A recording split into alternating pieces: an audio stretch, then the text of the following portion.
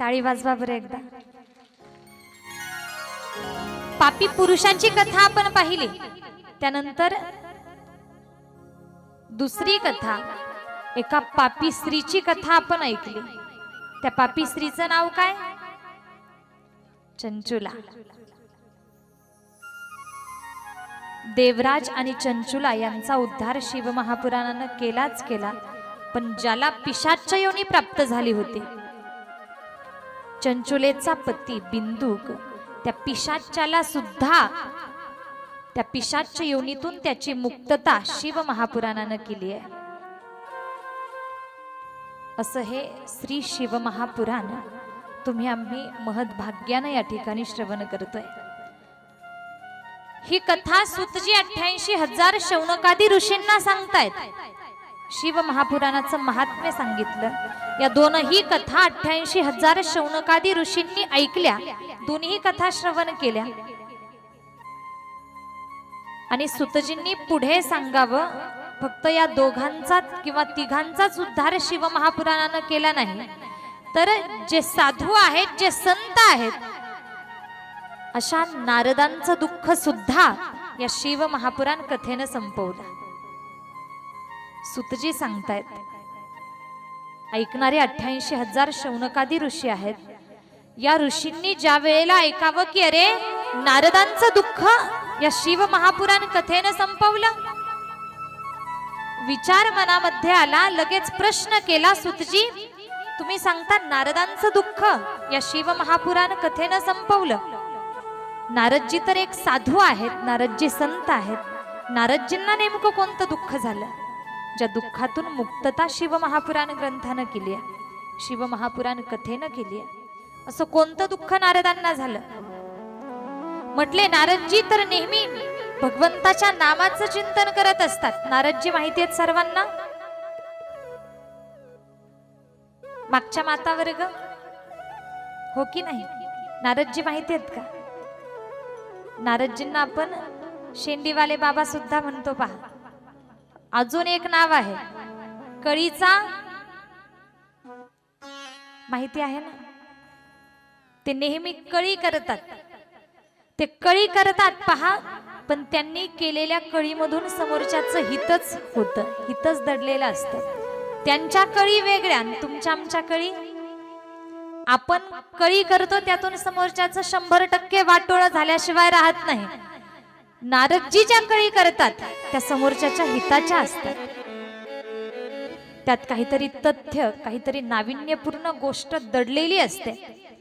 नारदजी खरं पाहिलं तर कळीचे नसून कळकळीचे आहेत, कारण ते साधू आहेत, संत आहेत. हे नारदजी नित्यानं भगवंताच्या नामाचं चिंतन करतात. मी समोर म्हणते, तुम्ही प्रत्येकानं टाळी वाजवून मुखानं नाम घ्यायचंय. चालेल?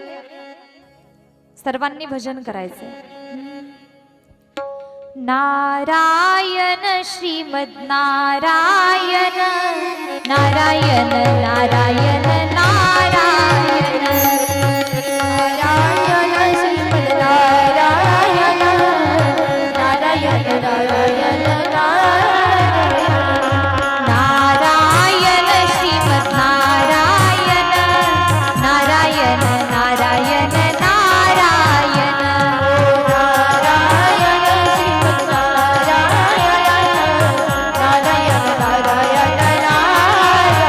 श्रीमन्नारायण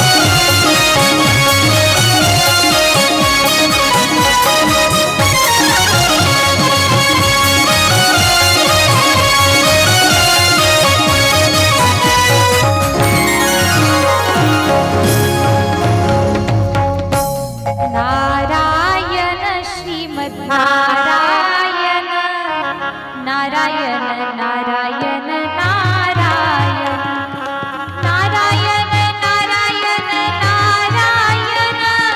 नारायण नारायण नारायण नारायण श्रीमद्नारायण नारायण नारायण नारायण नामाचं चिंतन नारदजी नेहमी करतात. 88,000 शौनकादी ऋषींनी विचारावं सुतजींना. मुनिवर्य जे नारदजी नेहमी भगवंताच्या नामाचं चिंतन करतात, नेहमी देवांचं नाव ज्यांच्या मुखामध्ये आहे, जे साधू आहेत, जे संत आहेत, त्यांना नेमकं कशाचं दुःख? संतांना साधूंना कुठे दुःख होतं का? सुतजींनी आता सांगावं, मी तुम्हाला विस्तारपूर्वक सगळीच कथा सांगतो. फक्त नारदजींचं दुःख शिव महापुराणानं कसं संपवलं एवढंच सांगून उपयोग नाही, तर नेमकं कोणतं दुःख होतं हे सुद्धा मी तुम्हाला सांगून जातो. ऐकायचंय ना तुम्हाला सगळ्यांना? ताट फ्रेश बसा बरं, एकदा चेहरे हसरे ठेवा. पहा, सुतजींनी सांगावं, एकदा नारदजी तपाला बसले. तप करण्याचा विचार मनामध्ये आला. तपाला बसलेत, ज्या ठिकाणी नारदजी तपाला बसलेत त्या ठिकाणाचं वर्णन शिव महापुराणामध्ये आलं. सुंदर असा श्लोक आहे, पहा. हिमशैल गुहाकाची देका परमशोभना यत्समीपे सुरनदी सदा वहति वेगतः तत्राश्रमो महादिव्यो नानाशोभासमन्वितः तपोर्थं स ययौ तत्र नारदो दिव्यदर्शनः. हिमशैल गुहा काची देका परमशोभना. हिमालय पर्वत रांगांमध्ये नव्हे नव्हे हिमालय पर्वतावरती एक शोभा संपन्न गुफा आहे. यत समीपे सूर नदी सदा वहती वेगतः. ज्या ठिकाणी पहा जवळच समीपच गंगा नदी वाहते. हिमालय पर्वतामध्ये अगदी गंगा नदीच्या काठावर जवळ एक आश्रम आहे. तत्राश्रमो महादिव्यो नाना शोभा समन्वितः तपोर्थम स ययौ तत्र नारदो दिव्य दर्शनः. त्या नदीच्या जवळ एक आश्रम आणि त्या आश्रमामध्ये त्या ठिकाणी नारदजी तपाला बसलेत. तप करायला सुरुवात केली आहे. नारदजी तप चालू करतात, तपाला बसलेत. अगदी एकाग्रतेनं, श्रद्धेनं, निष्ठेनं नामचिंतन चालू आहे. तप करायला लागले. अनेको दिवस झाले नारदजींचं ते तप चालूच आहे. जसं जसं तप वाढत जातंय तसं तसं इंद्राला चिंता पडायला लागली. पहा, इंद्र काळजीत पडायला लागला. का? तुम्ही अनेकदा ऐकलं असेल, अनेकदा कथा कीर्तनामधून आपण श्रवण करत असतो की अमुक अमुक भक्तानं, भक्त घ्या किंवा कोणी दैत्य राक्षस घ्या, कोणीही तप करायला लागलं, तपाचा प्रभाव वाढला की लगेच इंद्राला काळजी पडते. इंद्राला वाटतं, रे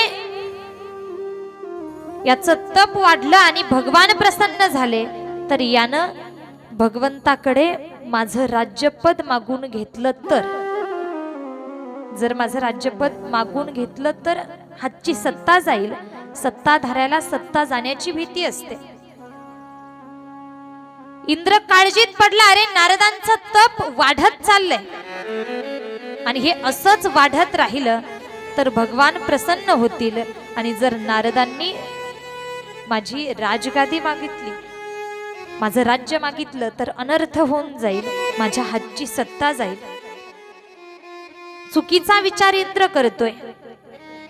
नारदजींच्या असं काही मनी ध्यानी सुद्धा नाही, पण इंद्र विचार करतोय. आणि इंद्र पहा एक प्रकारे जळाऊ वृत्तीचा आहे.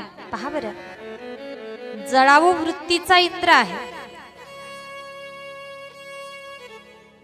तुम्हा लोकांना समाजामध्ये सुद्धा ही वृत्ती पाहायला मिळते. आज आमचं होतं असं की आम्ही स्वतःच्या दुःखानं कमी दुःखी असतो, पण समोरच्याचं सुख पाहून जास्त दुःखी असतो. लक्षात येतंय ना? आपल्या दुःखानं कमी दुःखी, पण समोरच्याचं चांगलं होतंय ना याचं जास्त दुःख आपल्याला वाटतं. कांदा तुमच्याकडे पिकतो, कांद्याचं पीक घेता का? शेजारच्याचा कांदा चांगल्या भावात गेला आणि स्वतःचा आपला कांदा कमी भावात गेला तर माणसाचं काय होतं? स्वतःचा कांदा कमी भावात गेला याचं दुःख त्याला होत नाही, कमी दुःख होतं. पण शेजारच्याचा कांदा माझ्यापेक्षा जास्त भावात गेला याचं त्याला जास्त दुःख होतं ना? किती प्रामाणिक आहेत तुम्ही. इंद्र जळावू वृत्तीचा आहे आणि जळावू वृत्ती ही माणसामध्ये नसावी. पहा, अगदी आपल्या मराठीमध्ये एक सुंदर अशी म्हण किंवा एक वाक्य आहे. पहा, माणसानं मळकं असावं पण जळकं नसावं. मळकं असलं, 4 पैसे कमी असले तरी काही हरकत नाही, पण एकमेकावरती दुसऱ्याच्या चांगल्यावरती कधी जळू नये. शिकायचं यातून आपल्याला. समोरच्या बद्दल नेहमी अंतकरणामध्ये चांगला विचार ठेवायचा. तुम्ही जर समोरच्याचं हित, समोरच्याचं चांगलं पाहून घेण्याची क्षमता जर तुमच्याकडे असेल तर भविष्य तुमचं सुद्धा चांगलं असणार आहे. कारण आपण जर कुणाविषयी काही चुकीचा विचार अंतकरणात आणला नाही तर तो भगवान परमात्मा कधीतरी आपलं सुद्धा हर हर हर हर.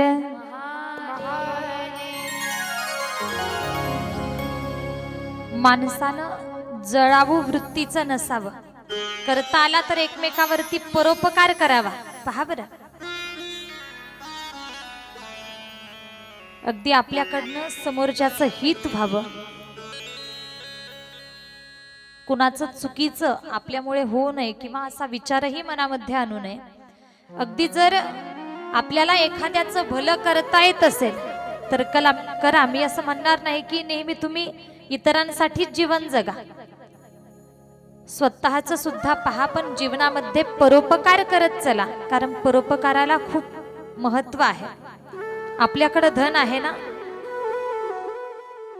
आपण श्रीमंत आहोत, आपल्याकडे वैभव आहे, धन आहे, आणि जवळ कोणीतरी गरीब आहे, अगदी काहीतरी धनाची गरज आहे, किंवा सहज उदाहरण म्हणून जर घेतलं तर आपल्या अनेकदा पाहण्यात असं येतं की पहा, काही गरिबाची लेकरं असतात ज्यांच्याकडे बुद्धी फार असते, जे हुशार असतात, पण त्यांना शिकवण्यासाठी, शिक्षणाचा खर्च करण्यासाठी आई वडिलांची तेवढी परिस्थिती नसते, गरिबी असते. असं अनेकदा पाहायला मिळतं. मग असं जर कोणी दिसतंय, आपल्याला भगवंतानं तेवढं सामर्थ्य दिलंय, तर करा ना, 4 हातानं थोडीशी मदत करा. सगळंच द्या असंही मी म्हणणार नाही, पण अगदी तुम्हाला काय थोडासा हातभार लावता येईल तेवढा हातभार लावण्याचा प्रयत्न माणसानं केला पाहिजे. परोपकार करत चाललं पाहिजे. आणि याच्याही पुढे जाऊन सांगेन मायबाप, जर परोपकार करता येत नसेल नका करू, एखाद्याचं भलं करता येत नसेल नका करू, पण एखाद्याचं वाटोळं तरी करू नका. सुंदर असं भजन आहे पहा. भला किसी का कर न सको तो बुरा किसी का मत करना, भला किसी का कर न सको तो बुरा किसी का मत करना, पुष्प नहीं बन सकते तो तुम कांटे बनकर मत रहना, कांटे बनकर मत रहना. भला किसी का कर न सको तुम बुरा किसी का मत करना, पुष्प नहीं बन सकते तो कांटे बनकर मत रहना, बनकर मत रहना. भला किसी का कर न सको तो बुरा किसी का मत करना,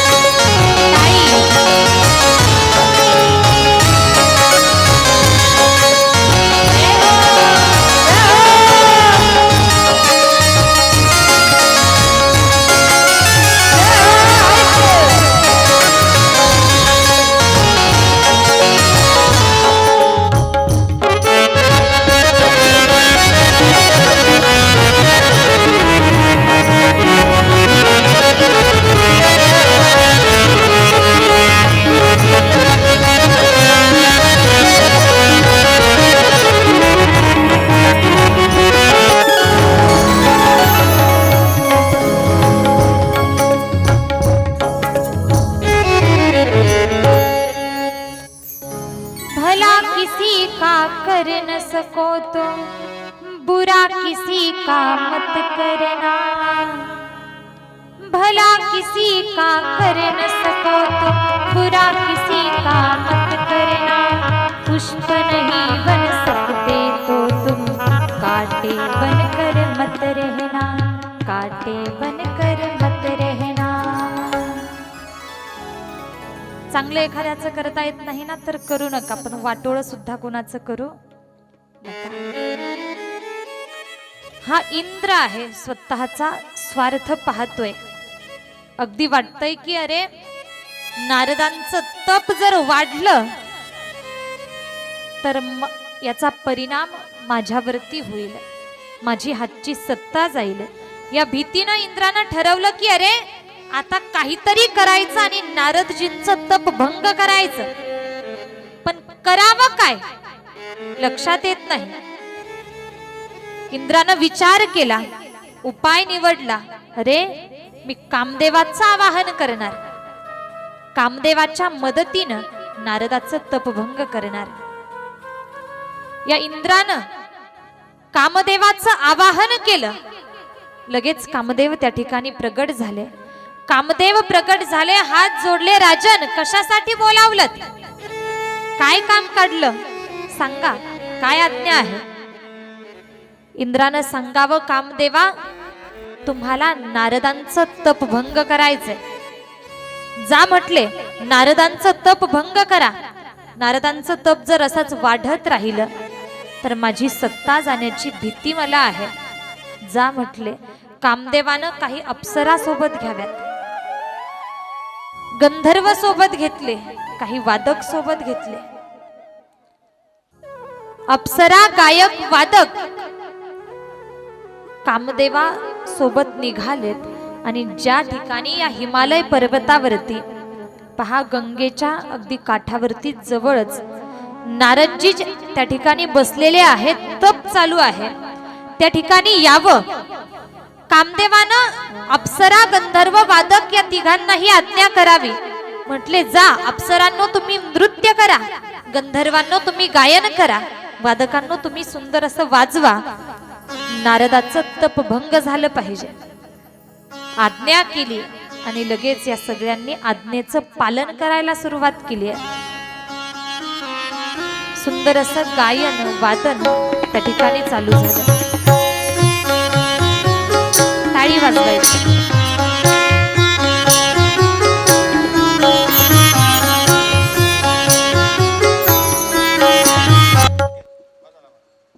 उमापती महादेव की जय, हर हर महादेव।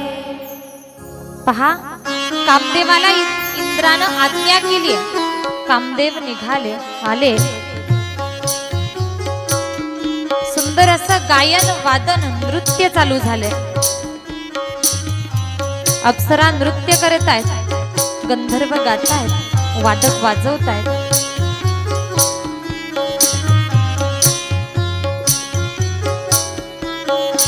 अगदी 5 मिनिट झाले, 10 मिनिट झाले, अर्धा तास झाला, 1 तास गेला, 2 तास, 3 तास, 1 दिवस, पूर्ण 1 दिवस गेलाय तरी सुद्धा नारदांवरती या सगळ्याचं काहीच परिणाम होत नाहीये। कामदेव काळजीत पडले, अरे करावं काय, राग आला कामदेवांना, अरे अप्सरा कमी पडतायत, गंधर्व कमी पडतायत, अजून मोठ्याने सांगावं, नाचो गाओ, नाचो गाओ।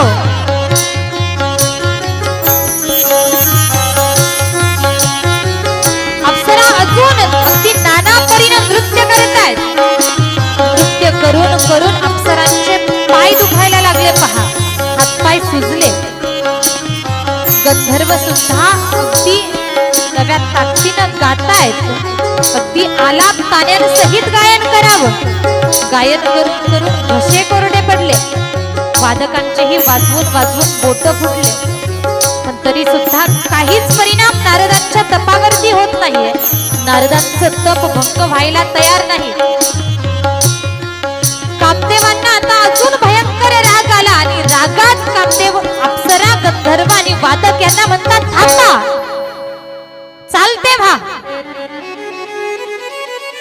चालते व्हा म्हटले, नाही तुम्ही नका जाऊ, तुम्ही गेलात तर कथा बंद पडेल. अप्सरा गायक वादक यांना चालते व्हा सांगितलं, सगळे निघून गेले. कामदेव निराश होऊन नाराज होऊन इंद्राकडे येतायत, परततायत आणि सांगतायत, राजन क्षमा करा, तुमच्या आज्ञेचं पालन मला करता आलं नाही.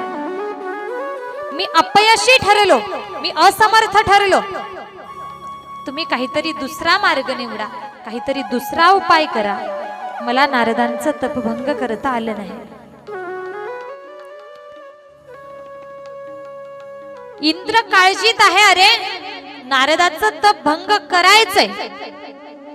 ज्या कामदेवानं ब्रह्मावरती विजय मिळवला, विष्णूवरती विजय मिळवला, महादेवांवरती सुद्धा विजय मिळवला, कुणालाही सोडलं नाही, हा कामदेव नारदांसमोर अयशस्वी ठरलाच कसा? याचं कारण थोडंसं वेगळं होतं पहा. ते कारण असं, एका वेळेला ज्या ठिकाणी आज नारदजी तप करतायत त्याच ठिकाणी भगवान भोलेनाथ एकेकाळी तप करत होते. भगवान भोलेनाथ तप करत होते आणि झालं असं, त्या ठिकाणी कामदेव आले. भोलेनाथांना राग आला की माझं तप भंग करण्याचं काम हा कामदेव करतोय. रागात येऊन, क्रोधात येऊन भगवान भोलेनाथांनी कामदेवाला शाप दिला की तू जळून खाक होशील, जळून जाशील, भस्म होशील. सुंदर असा श्लोक आला पहा.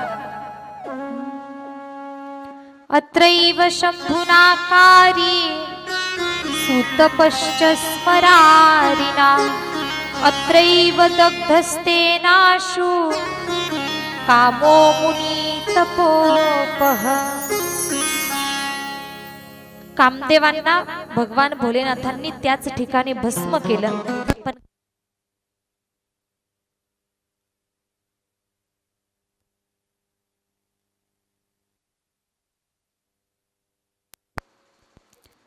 कामदेवांना त्या ठिकाणी भस्म केलं. कामदेवांची पत्नी रती ही विलाप करू लागली, मोठमोठ्यानं आक्रोश करू लागली, रडू लागली. भोलेनाथांची प्रार्थना तिनं केली आणि भोलेनाथांनी तिला वरदान दिलं. आज जरी कामदेव जळून गेले असले, जळून भस्म झाले असले, तरी सुद्धा काही काळानं तुझा हा पती, हा कामदेव पुन्हा जिवंत होईल. भगवान श्रीकृष्णांचा पुत्र प्रद्युम्न म्हणून तो जन्माला येईल, हा आशीर्वाद रतीला दिलाय. आणि त्याचबरोबर भोलेनाथांनी त्या कामदेवाच्या पत्नीला, त्या रतीला सांगावं, तुझा पती तर जिवंत होईल, पण ऐक, ज्या ठिकाणी आज मी तपाला बसलोय, ज्या ठिकाणी कामदेव जळून भस्म झालाय, या ठिकाणावरती अगदी जिथपर्यंत नजर जाईल तिथपर्यंत कामदेवाचा प्रभाव कधीही चालणार नाही. या ठिकाणावरती कामदेवाचा प्रभाव पडणार नाही. हा एक प्रकारचा शाप आणि आशीर्वाद दोन्हीही भगवान भोलेनाथांनी कामदेव आणि रती या दोघांना दिले होते. कुठेतरी याचाच परिणाम होता. भोलेनाथांनी सांगितल्याप्रमाणे या ठिकाणी कामाचा प्रभाव चालणार नाही, कामदेवाचा प्रभाव पडणार नाही, हे सत्य होत होतं. कुठेतरी पहा, नारदजी त्या ठिकाणी बसलेले होते, कामदेव असमर्थ ठरले. ही नारदांची ताकद नसून भोलेनाथांच्या शब्दाचा परिणाम होता. इंद्रानं विचार केलाय, अरे कामदेव असमर्थ ठरलेत, आता करावं काय? इंद्रानं दुसरा मार्ग निवडला, दुसरा उपाय निवडला. इंद्राला माहिती होतं, प्रत्येकासाठी, प्रत्येक जीवासाठी, मनुष्यासाठी 3 गोष्टी घातक आहेत. 3 गोष्टी कोणत्या? तर पहिली गोष्ट आहे स्तुती. लक्षात येते ना? स्तुती ही माणसासाठी घातक आहे. दुसरी गोष्ट सांगितली, फुलांचा हार, पुष्पहार माणसासाठी घातक आहे. तिसरी गोष्ट सांगितली, नमस्कार. नमस्कार हा सुद्धा माणसासाठी घातक आहे. या प्रत्येकाचं वर्णन आपल्याला पाहायचं.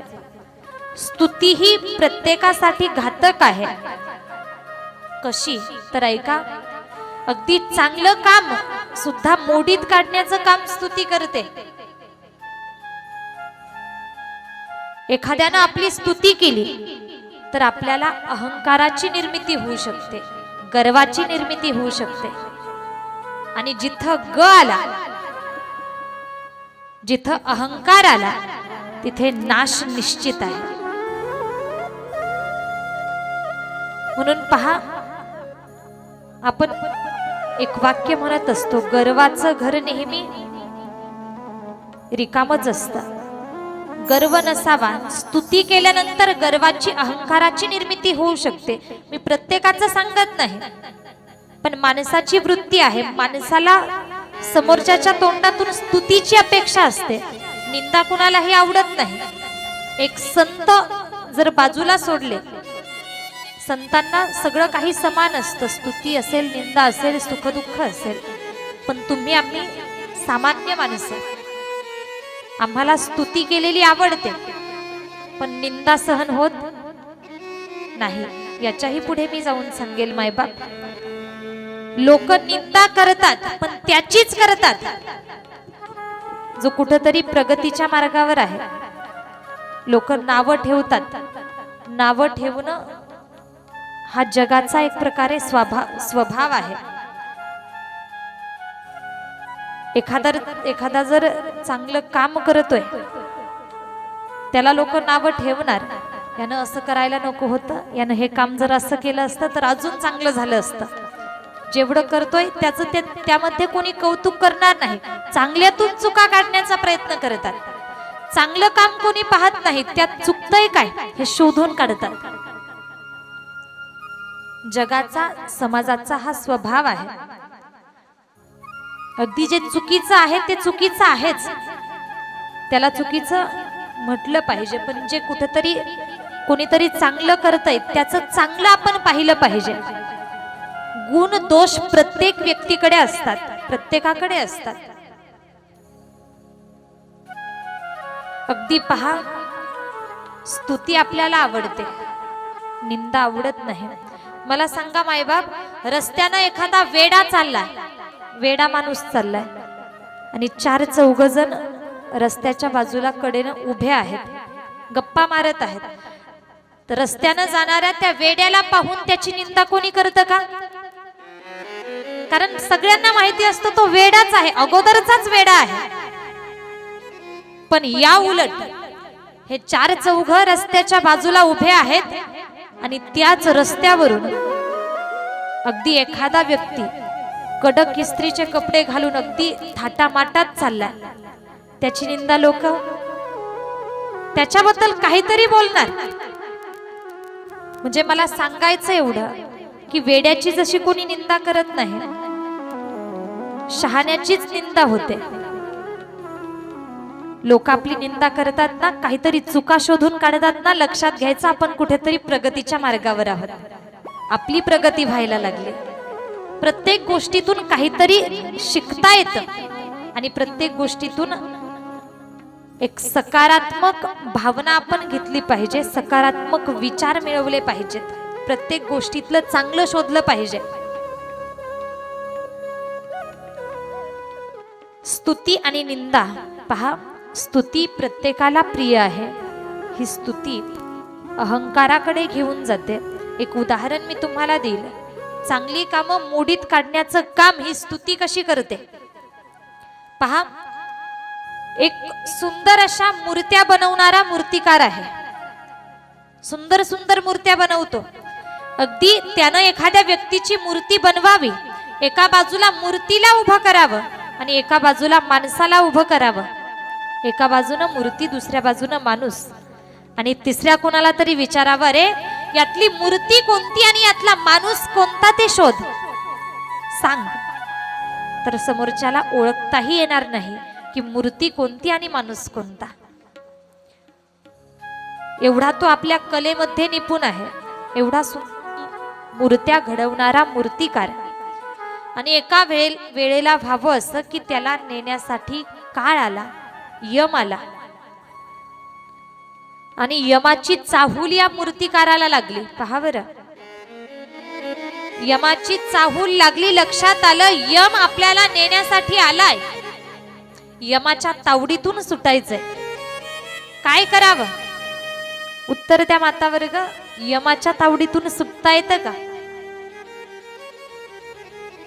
अय महिला मंडळ, झोपल्या नाहीत ना? झोपू नका बर का. कधी कधी होतं असं, आम्ही अनेकदा दिवसाच्याही कथा करतो आणि रात्रीच्या कथा सुद्धा करतो. लोक रात्री जागून कथा ऐकतात, पण दिवसाच्या कथेमध्ये निद्रा देवी प्रसन्न होते. तसं काही होऊ देऊ नका बरं. हा मूर्तिकार यम आल्याची चाहूल लागली आणि पहा, यमावरती विजय मिळवण्याचा प्रयत्न करतो. यमाला परत पाठवायचं ठरवलं आणि यमाला आजपर्यंत कुणीही परत पाठवू शकलं नाही. यमाच्या तावडीतून कुणालाही सुटता येत नाही. मरण हे अटळ आहे, मरण ठरलेलं आहे. ज्या दिवशी आपण जन्माला येतो त्यावेळेला जन्म तर होतोच, पण मरण सुद्धा निश्चित झालेलं असतं. या मूर्तिकारानं ठरवलंय की अरे यमाला परत पाठवू, यमाच्या नजरेतून सुटायचं. आणि म्हणून यानं अगदी प्रयत्न सुरू केले. काय करावं तर स्वतःच्या कलेचा वापर केला. हुबेहूब स्वतः सारख्या 4 मूर्त्या बनवल्या. 4 मूर्त्या बनवल्यात. यम आलेला आहे म्हणून त्या 4 मूर्त्यांच्या मधोमध 5वी मूर्ती म्हणून हा मूर्तिकार उभा राहिला. 5वी मूर्ती म्हणून हा मूर्तिकार उभा राहिला. यम त्या ठिकाणी आला, सगळीकडे शोधलं, अरे मूर्तिकार दिसत नाहीये, कुठे गेला असेल हा मूर्तिकार? यमाच्याही लक्षात येत नाही की या 4 मूर्त्यांच्या मध्ये 5वी मूर्ती म्हणून दडलेला हा मूर्तिकार आहे. यमाला लक्षात येत नाही, सगळीकडे पाहिलं पण मूर्तिकार दिसत नाहीये. मग शेवटी त्या मूर्त्यांकडे आला आणि त्यानं जणू काही विचार करावा, अरे याच 5 मूर्त्यांमधला एक मूर्तिकार असला पाहिजे, कारण बाकी कुठे तर तो नाही. यामध्येच मूर्तिकार आहे हे कळतंय, पण नेमका कोणता मूर्तिकार आहे, मूर्ती कोणती, मूर्तिकार कोणता, लक्षात येईना झालं. बराच वेळ प्रयत्न केला, त्याच ठिकाणी उभा राहिला, पण यमाच्याही लक्षात येईना. आणि शेवटी यमदेव कंटाळून कंटाळून भगवान विष्णूंकडे गेले. विष्णूंना गाठलं, त्या ठिकाणी जाऊन सांगू लागले, प्रभू त्या मूर्तिकाराचा काळ जवळ आहे, मृत्यू जवळ आहे, पण तो लपून बसलाय, सापडतच नाही. त्यानं स्वतः सारख्या काही मूर्त्या बनवल्यात, त्यातली मूर्ती कोणती, मूर्तिकार कोणता हे माझ्या लक्षातच येत नाही. तुम्ही चला या कामामध्ये, त्या मूर्तिकाराला ओळखण्यासाठी तुम्ही मला मदत करा. आता यमदेवासहित भगवान विष्णू खाली, 2 जण आले. भगवान विष्णू आहेत, यमदेव आहेत. विष्णूंनी प्रयत्न करावा, मूर्ती कोणती, मूर्तिकार कोणता, तरी भगवान विष्णूंच्याही लक्षात येत नाही. भगवान विष्णूंना माहिती होतं की स्तुती केल्यानंतर माणूस भारावतो. भगवान विष्णूंनी स्तुती करायला सुरुवात केली. विष्णू म्हणतात, अरे किती सुंदर सुंदर मूर्त्या या मूर्तिकारानं बनवल्यात, किती सुंदर मूर्त्या घडवल्यात. जर तो मूर्तिकार इथे असता ना, तर मी त्याला नक्कीच काहीतरी मौल्यवान वस्तू बक्षीस म्हणून दिली असते. ऐकलं हे मूर्तिकारानं, जसं ऐकलं तसं लगेच बोलायला सुरुवात केली, प्रभू प्रभू मी इथंच आहे, काय मौल्यवान वस्तू बक्षीस म्हणून द्यायची ते द्या मला, मी इथंच आहे. स्तुती केली भगवान विष्णूंनी आणि जे लपवायचं होतं ते उघड झालं. मूर्तिकार बोलला. आणि आता इथं पुढे काय, यमदेवानं लगेच नेलं. पहा, अगदी चांगली कामं, ठरवलेलं काम मोडीत काढण्याचं काम ही स्तुती करते. मग या स्तुतीला कधी भुलायचं नाही. दुसरी घातक वस्तू, घातक गोष्ट सांगितली, फुलांचा हार, पुष्पहार. फुलांचा हार गळ्यामध्ये आल्यानंतर सुद्धा अहंकाराची निर्मिती होऊ शकते, गर्वाची निर्मिती होऊ शकते. अगदी पाहिलं तर पहा, या शब्दाच्या अगदी नावातच अर्थ दडलेला आहे. हार, फुलांचा हार, ज्याच्या समोर हार मानल्याशिवाय तो गळ्यात जात नाही, तो हार. लक्षात येतंय का? अगोदर फुलांचा हार जर गळ्यात घ्यायचा असेल तर अगोदर खाली वाकावं लागतं, मान खाली करावी लागते, तेव्हा तो गळ्यात जातो. त्याच्या समोर अगोदर हार मानावी लागते. असा हा फुलांचा हार गळ्यात आल्यानंतर सुद्धा गर्वाची निर्मिती होऊ शकते. त्यानंतर तिसरी गोष्ट सांगितली जी तुमच्या आमच्यासाठी घातक आहे, नमस्कार. नमस्कार सुद्धा घातक आहे. अगदी चार चौघांमध्ये आपण बसलोय आणि कोणीतरी येऊन आपल्याला हात जोडावेत, आपली स्तुती करावी, आपल्याला नमस्कार करावा, यामध्ये सुद्धा कदाचित अहंकाराची निर्मिती होऊ शकते. एखाद्यानं आपल्याला मोठेपणा दिला, एखाद्यानं नमस्कार केला, मग माणसानं लगेच अहंकारामध्ये जाऊ नये किंवा अहंकार माणसाला होऊ नये.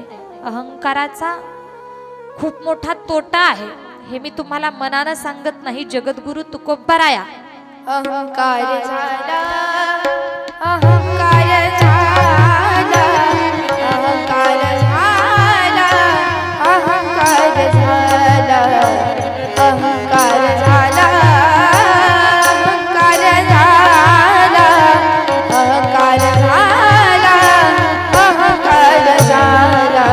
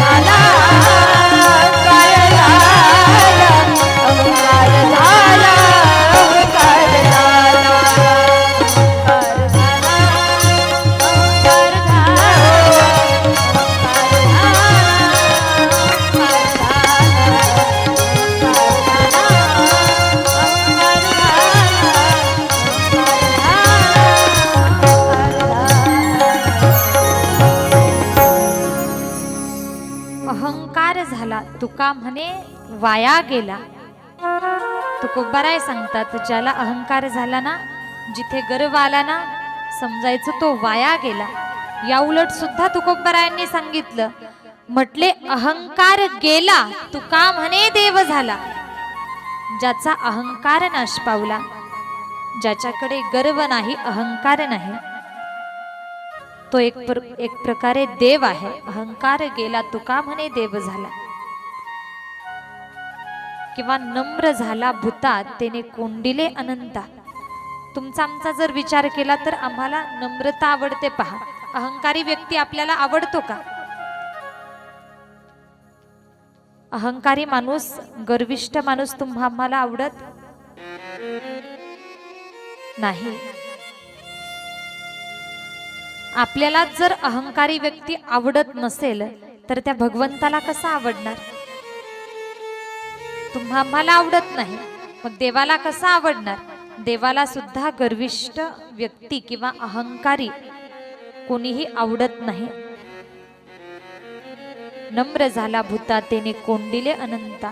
नम्रतेच्या बळावरती देवाला सुद्धा आपण एक प्रकारे आपलंसं करू शकतो. अगदी स्तुती, फुलांचा हार आणि नमस्कार या 3 गोष्टी घातक सांगितल्या, कारण अहंकाराची निर्मिती करून देतात आणि नाशाच्या मार्गाने घेऊन जातात. प्रत्येकाचं मी या ठिकाणी सांगत नाही. इंद्राला माहिती आहे सामान्य माणसासाठी या 3 गोष्टी घातक आहेत. इंद्रानं या 3 गोष्टींचाच वापर करायचा ठरवला. इंद्रानं फुलांचा हार हातामध्ये घेतला. पहा बरं, फुलांचा हार हातामध्ये घेऊन नारदांकडे आला. नारद ज्या ठिकाणी तप करत आहेत त्या ठिकाणी जावं. नारदांच्या गळ्यामध्ये तो पुष्पहार टाकला. दोन्ही हात जोडले. हात जोडून नारदांची तोंडानं स्तुती चालू केली. नारदजी, तुम्ही सर्वश्रेष्ठ भक्त आहात, तुम्ही एकनिष्ठ भक्त आहात. अहो, ज्या कामदेवावरती ब्रह्मा विष्णू महेश किंवा आम्ही अनेको देव आम्हाला विजय प्राप्त करता आला नाही, त्या कामदेवाला तुम्ही परत पाठवलं. स्तुती करतो इंद्र. नारदजी, तुम्ही खरंच महान भगवत भक्त आहात. तुमच्यासारखा श्रेष्ठ भक्त विश्वात नाही. जशी स्तुती केली, नारदांना अहंकार झाला. नारदजी या स्तुतीला भुलले गेले. नारदजी विचार करतात, अरे खरंच मी कामाला परत पाठवलंय, कामदेवाला पराजित करून परत पाठवलंय. याचं कारण मी तुम्हाला मगाशीच सांगून गेले.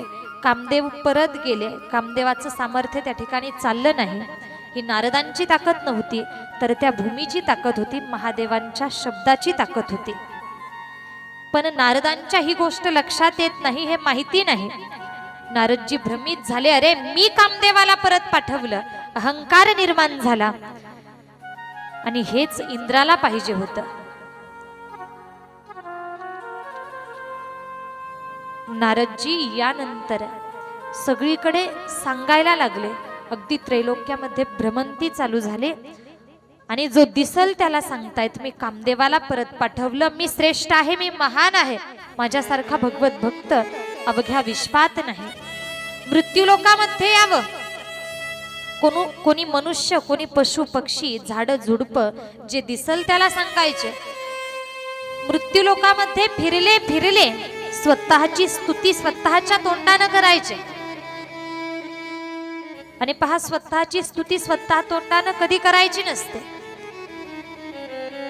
नारदजी स्वतःच्या तोंडानं स्वतःची स्तुती करतायत. आणि स्तुती करत करत, भ्रमंती करत करत नारदजी ब्रह्मांकडे आले. ब्रह्मांसमोर स्वतःची स्तुती केली. त्यानंतर भगवान भोलेनाथांकडे आले. भगवान भोलेनाथांकडे आले, कैलाश पर्वतावरती गेले. त्या ठिकाणी गेल्यानंतर हात जोडले. प्रभू, प्रभू, मी कामदेवाला परत पाठवलं, कामदेवावरती विजय मिळवला, मी श्रेष्ठ, मी भगवत भक्त आहे. एका वाक्यात भगवान भोलेनाथांच्या लक्षात यावं, रे नारदांना अहंकार झाला, गर्व झाला. भगवान भोलेनाथ म्हणतात, नारदजी तुम्ही खरंच श्रेष्ठ आहात, तुम्ही एकनिष्ठ भगवत भक्त आहात. पण नारदजी ऐका ना, तुम्ही मला ही गोष्ट सांगितली, तुम्ही कामदेवाला परत पाठवलं, मला येऊन हे सांगितलं, पण तुम्ही मात्र भगवान विष्णूंना जाऊन सांगू नका. ज्या क्षणी भोलेनाथांनी असं सांगावं की मला सांगितलं पण विष्णूंना सांगू नका, नारदजी विचार करतात, अरे भगवान भोलेनाथ माझ्यावरती जळायला लागले, माझा हा सांगूनपणा, माझं हे श्रेष्ठत्व भोलेनाथांना सहन होईना. अहंकार झाल्यानंतर हे असं विपरीत घडत असतं. पहा, नकळत चुकीच्या गोष्टी घडून जातात. भोलेनाथांबद्दल नारदजी चुकीचा विचार करायला लागले.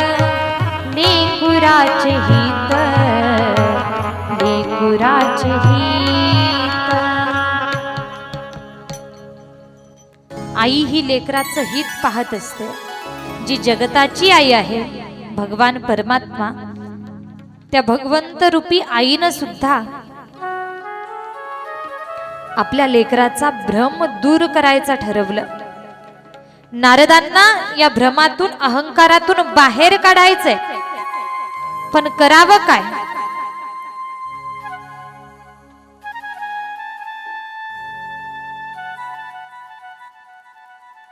भगवान विष्णूंनी मार्ग निवडला, आपण माया रचू. नारदजींना तोंडावरती तर त्यांच्यासारखंच बोलले, नारदजी तुम्ही खरंच माझे सर्वात श्रेष्ठ भक्त आहात, मी तुमच्या भक्तीवरती प्रसन्न आहे, तुमच्यावरती प्रसन्न आहे, बोला तुम्हाला काय देऊ, सांगा काय पाहिजे तुम्हाला. नारदजीनं त्या ठिकाणी सांगावं, प्रभू मला आता या घडीला कशाचीही गरज नाही, आता काहीच नको, मला ज्या वेळेला कशाची गरज पडेल त्या वेळेला मी स्वतःहून तुम्हाला मागेन, त्या वेळेला मात्र मला द्या, आता काहीही नको. असं सांगून नारदजींनी भगवंताचा निरोप घेतला आणि पुढच्या प्रवासाला सुरुवात केली, पुढच्या मार्गाला लागले. आणि यानंतर भगवान विष्णू कशा प्रकारे माया रचतायत आणि नारदजींना या अहंकारातून या भ्रमातून बाहेर काढतायत हे आपल्याला पाहायचंय. पण तत्पूर्वी आपण एकदा सुंदर असं भजन करणार आहोत.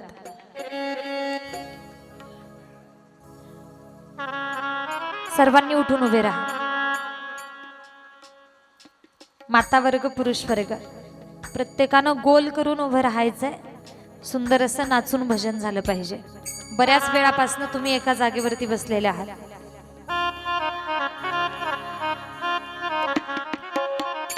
ज्यांना कुणाला फुगड्या खेळायच्या असतील त्यांनी फुगड्या सुद्धा खेळू शकतात. भोले बाबा हो भोले बाबा, भोले बाबा हो भोले बाबा, भोले बाबा गोल करा गोल.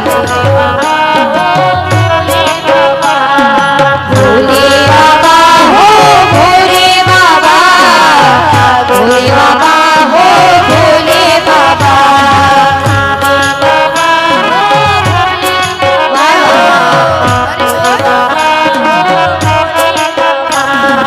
भोले बाबा भोले बाबा शंभू महाराज, भोले बाबा भोले बाबा.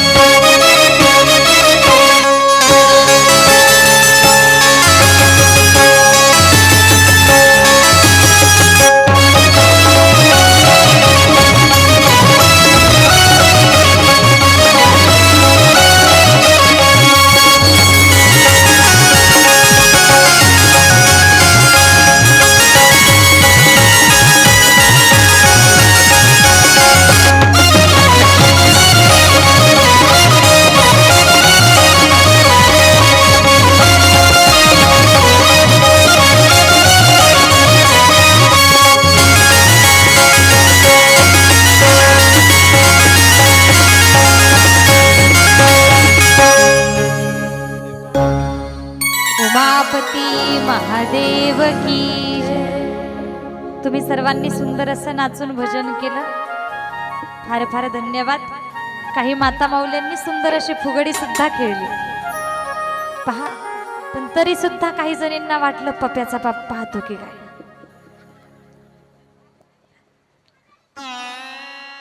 प्रत्येकानं रोज अगदी मनमोकळ्यापणानं आनंद घ्यायचा.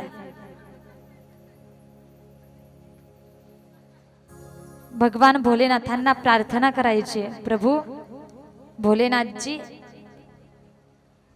आज महद भाग्यानं किंवा भगवंता तुझ्या कृपेनं ही शिव महापुराण कथा आम्ही श्रवण करतोय, अशीच कृपा कायम आमच्यावरती असू दे, किंवा भगवंता तुझी सेवा नित्यानं आमच्याकडून करवून घे.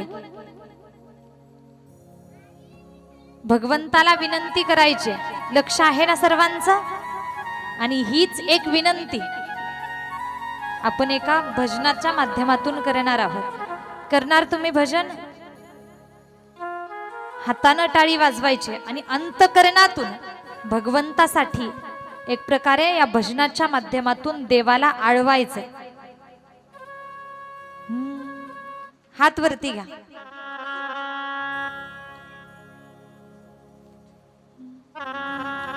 इतनी कृपा शिव जी बनाए रखना, इतनी कृपा शिव जी बनाए रखना, मरते दम तक सेवा में लगाए रखना.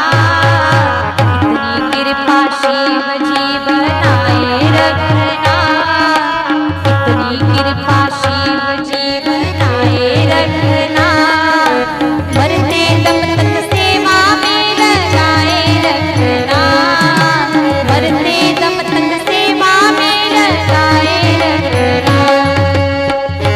कृपा शिव जी बनाए रखना,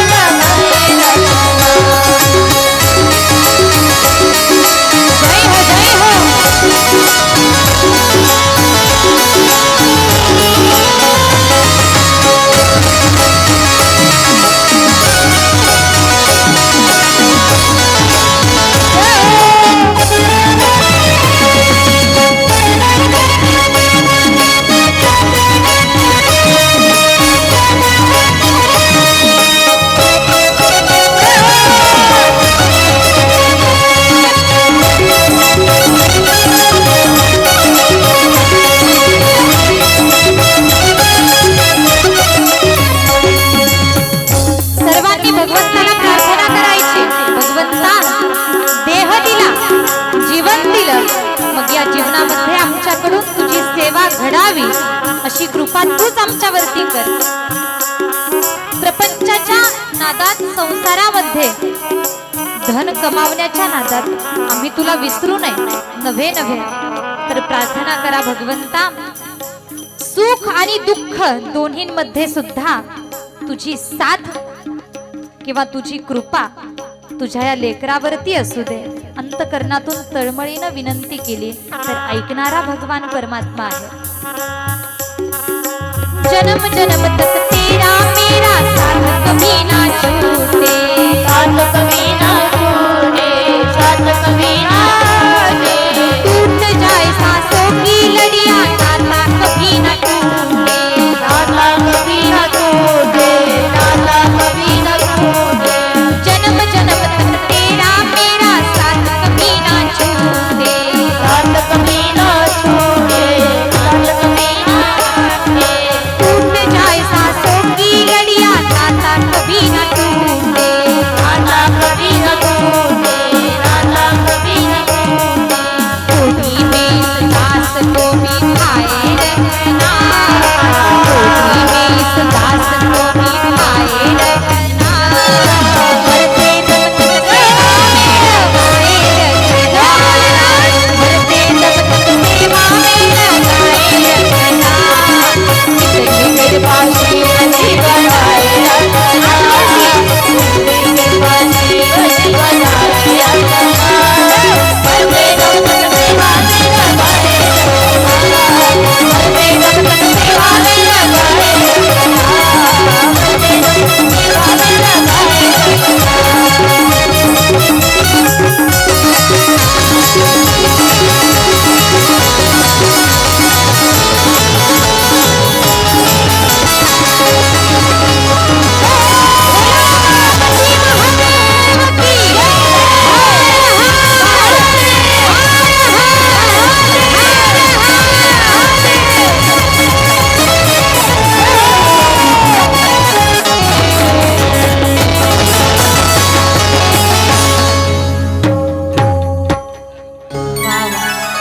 या सगळ्यांसाठी एकदा जोरदार टाळी वाजवा बरं. अगदी जीव ओतून वादन केले आणि तुम्ही तेवढ्याच मोठ्या अंतकरणानं भजन केलं. पहा, जर आपण भगवंताला शरण जाऊन प्रार्थना केली तर तो ऐकतो मायबाप. आणि भगवान भोलेनाथांचा जर विचार केला तर भगवान भोलेनाथ भोळे आहेत, भक्तावरती सहज कृपा करतात. भक्तासाठी काहीही करण्याची तयारी भोळ्या महादेवांची आहे. काहीही करतात, भक्ताचं हित पाहतात. आणि हेच आपल्याला एका उदाहरणातून, झाकीच्या माध्यमातून पाहायचंय. हा प्रसंग आपण या ठिकाणी प्रत्यक्षात पाहणार आहोत. झाकीला येण्यासाठी रस्ता करा.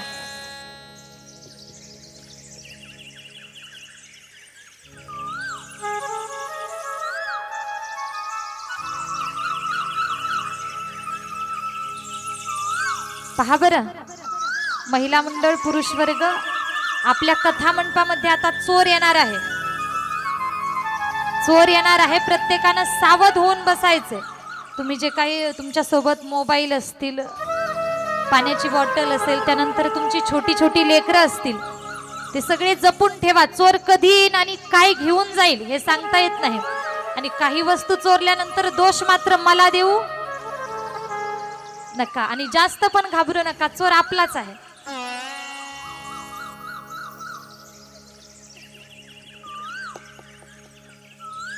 पहा, भगवान भोला है जग से निराला.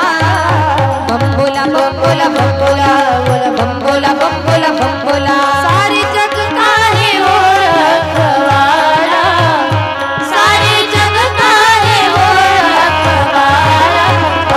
मेरा भोला है जग से निराला. बम बोला बम बोला बम बोला बम बोला बम बोला बम बोला. या बम बोला बोला बम बोला बम बोला बम बोला.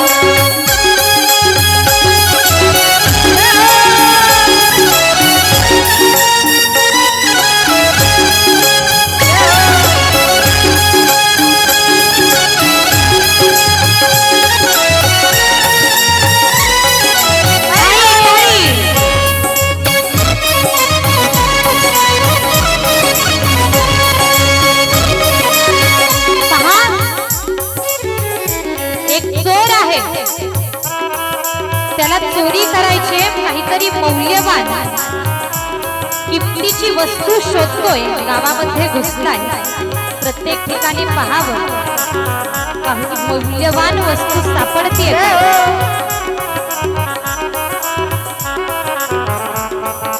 या चोरानं सगळीकडे फिरावं, कुणाचा तरी मोबाईल उचलावा.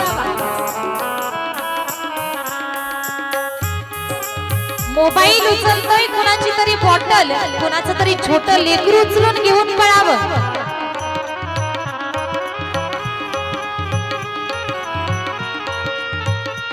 चोर आहे, गावामध्ये फिरतोय, आजूबाजूला पहावं, अगदी सगळीकडे वळून पहावं, काही सापडतंय का, काही मिळतंय का. सगळीकडे फिरावं, कुणाकडे सोनं नाणं आहे का, कुणाकडे काही मौल्यवान वस्तू आहे का.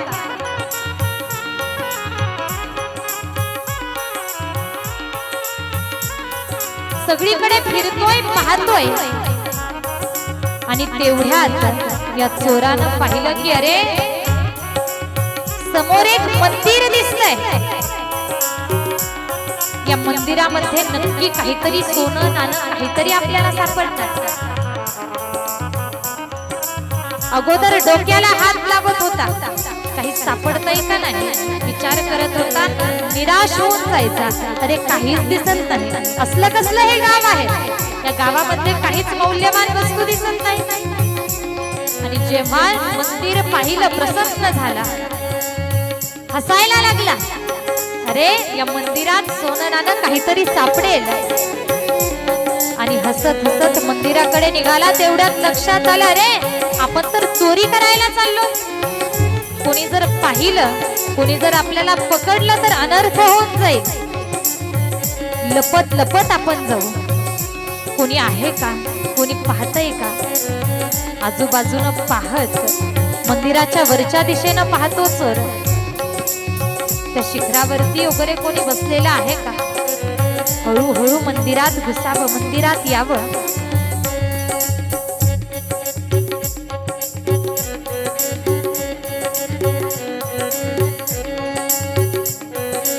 मंदिरामध्ये चोर आला. अरे मंदिरामध्ये तर एक दगडाचं शिवलिंग दिसतंय. इथं सोनंही नाही, चांदीही नाही, साधं लोखंड सुद्धा दिसत नाहीये. फसलोत आपण. अरे या मंदिरात तर दगड सोडून दुसरं काहीच दिसत नाही. करावं काय. आजूबाजूनं कुठे काही दिसतंय का. पुन्हा पाहायला लागला. काळजीत आहे, चिंतेत आहे. अरे एवढं फिरलो पण काहीच हाताला लागलं नाही, काहीच सापडलं नाही. या मंदिरात येण्यापेक्षा जर एखाद्या श्रीमंत माणसाच्या घरात घुसलो असतो तर अनेक प्रकारचं धन, काहीही मौल्यवान वस्तू मिळाली असती. उगाच या मंदिरात आलो. तरी सुद्धा काही थोडंफार सापडतंय का पाहू, म्हणून आजूबाजूनं फिरावं, आजूबाजूनं पाहावं. एक चोर खड़ा शिव मंदिर में, एक चोर खड़ा शिव मंदिर में, पाप था उसके अंदर में, पाप था उसके अंदर में, घंटा आया उसे नजर जो था शिव जी के ऊपर, घंटा आया उसे नजर जो था शिव जी के ऊपर, लेकिन था काफी ऊंचा, उस तक वो कैसे पहुंचा, कैसा लालच ने चक्कर में डाला, मेरा भोला है जग से निराला. बंगोला बंगोला बंगोला बंगोला बंगोला बंगोला बंगोला बंगोला बंगोला बंगोला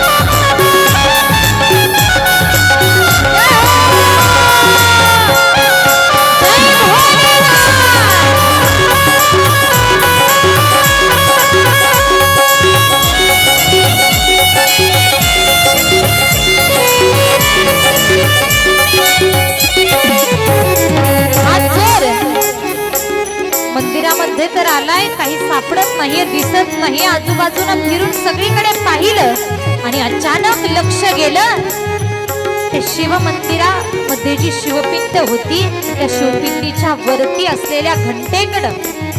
ती घंटा दिसली, प्रसन्न झाला. अरे एवढी वजनदार मोठी घंटा समोर आहे, मी आजूबाजूला पाहतोय. आपण एक काम करू, ही घंटाच काढून घेऊन जाऊ.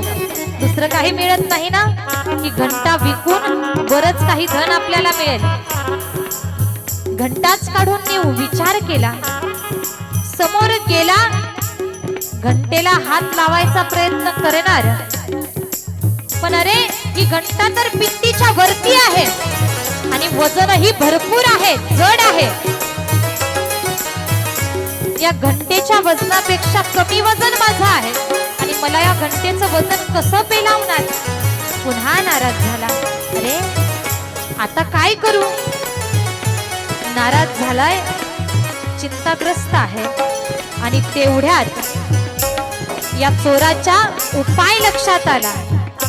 उपाय समझ जब आता है, उपाय समझ जब आता है, चोर खड़ा मुस्काता है, चोर खड़ा मुस्काता है, शिव मूरत पर वो चढ़कर हाथ लगाया घंटे पर, मूरत पर वो चढ़कर हाथ लगाया घंटे पर, घंटा घन घन बोल उठा, चोर का मनवा डोल उठा, वहाँ प्रगट हुआ डमरू वाला, मेरा भोला है जग से निराला. बम बोला बम बोला बम बोला बम बोला बम बोला बम बोला. सारी जग का है वो रखवाला, सारी जग का है वो रखवाला, मेरा भोला है जग से निराला. बम बोला बम बोला बम बोला, बोला बम बोला बम बोला बम बोला, बोला बम बोला बम बोला, बोला बम बोला बम बोला बम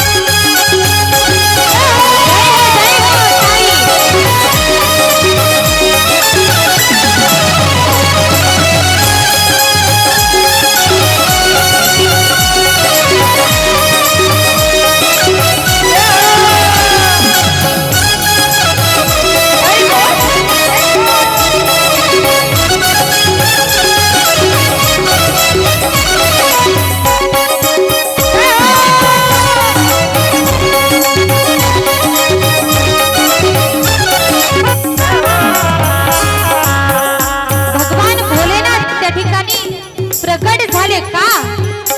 काय केलं या चोरानं तर पहा, घंटा काढण्यासाठी यानं शिवपिंडीवरती पाय टाकला. शिवपिंडीवरती पाय टाकला होता ना, घंटेला हात लावला होता. माझ्या भोळ्या महादेवाला वाटलं रे या भक्तानं त्याचा देहच मला अर्पण केला आणि म्हणून भगवान भोलेनाथ प्रगट झाले. भोलेनाथ प्रगट झाले आणि भोलेनाथांनी या आपल्या भक्ताला सांगावं, मांग मांग भोले शंकर, मांग मांग भोले शंकर, ले ले तू मन चाहावर, ले ले तू मन चाहावर, चोर खड़ा कापे धर धर, देख रहा है इधर उधर, चोर खड़ा कापे धर धर, देख रहा इधर उधर. मैं तो चोर उचक्का हूँ, झूठा कपटी पक्का हूँ, बाबा सचमुच है तू भोला भाला, मेरा भोला है जग से निराला.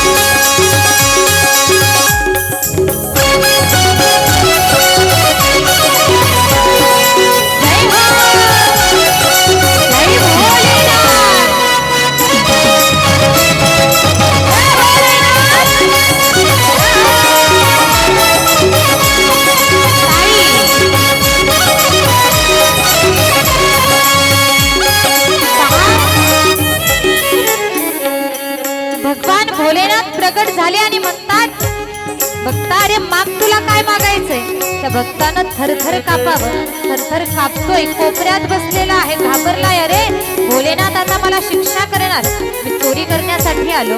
पण भोलेनाथ म्हणतात, माग काय मागायचंय? चोरानं सांगावं, प्रभू मी तर चोर आहे, मी कपटी आहे, चोरी करण्यासाठी इथं आलो. देवानं सांगावं, अरे तू चोर नाहीस, तू कोणी कपटी नाहीस, तू लबाड नाहीस.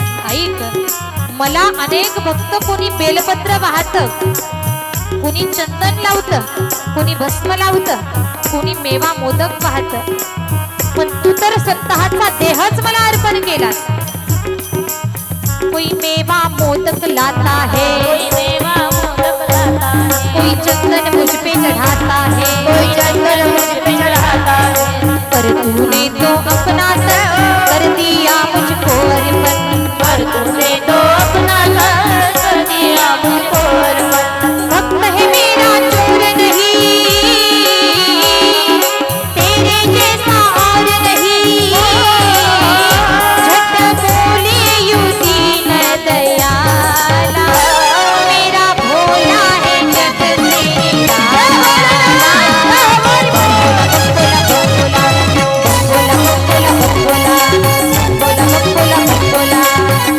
सारे जग का है वो रखवाला, सारे जग का है वो रखवाला, मेरा भोला है जग से निराला. भोला भोला भोला भोला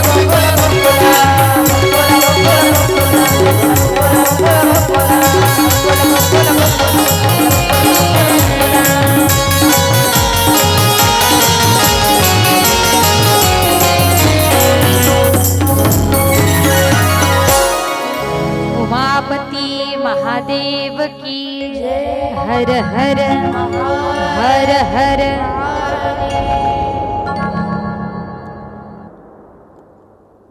आपल्या चोरासाठी एकदा जोरदार टाळी वाजवा बरं.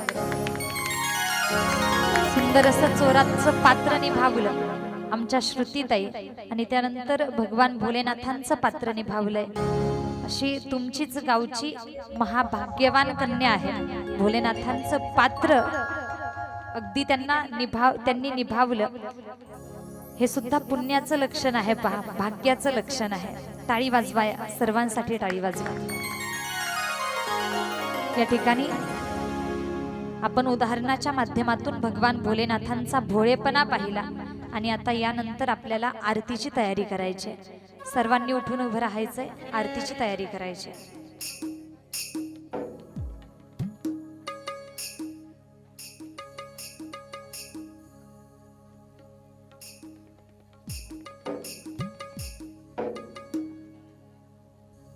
बसा कर तेरी मूर्ति, उतारू में बोले तेरी आरती.